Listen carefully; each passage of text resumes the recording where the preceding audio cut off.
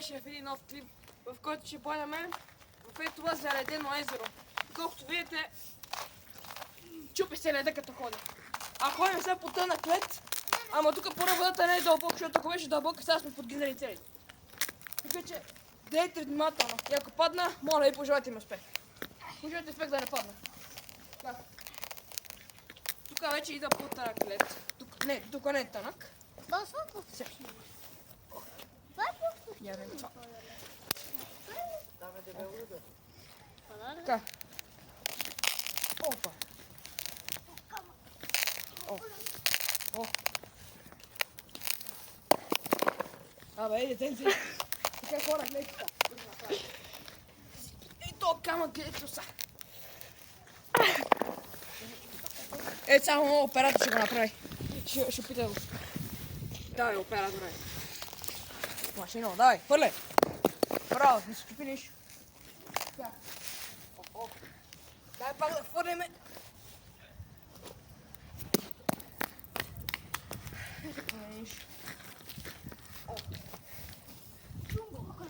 И здравейте хора, добре ще с още втора част и продължаваме и следваме това езеро. И между който искам може да се абонира за канала и да го хареса, защото му е си ви за 10 абоната и сте уникални хора. Така, само ви кажа, там става дълбоко и ако паднем ще подгизнем. Тук се радваме, че тук ледът е дебел, а не така да кажем, не е толкова дебел, защото един път влизах пак тук, ама не завърши добре. Няма да повече подробности. Нека излезем тук. Така. Тук вижте какво става. Тук чупенето. Тук аз съм минал. Много вече тонко вече.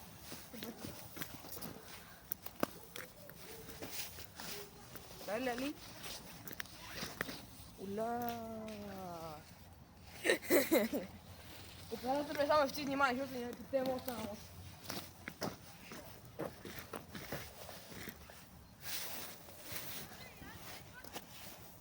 Мега дебел леда, обаче. Мега дебел. Кажем честно, наистина е супер дебел туалет. Малко се пръсна за малко. Ти го слезе, нали го засне? Добре, браво. Трябва да подигнем това нещо, какво ще стане. И стане. Тук всичко е заледено до края на края. Тук. О! О, гледайте са.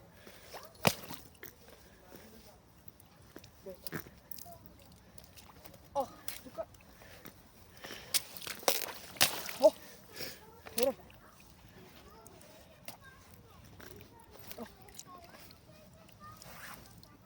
О! Тук се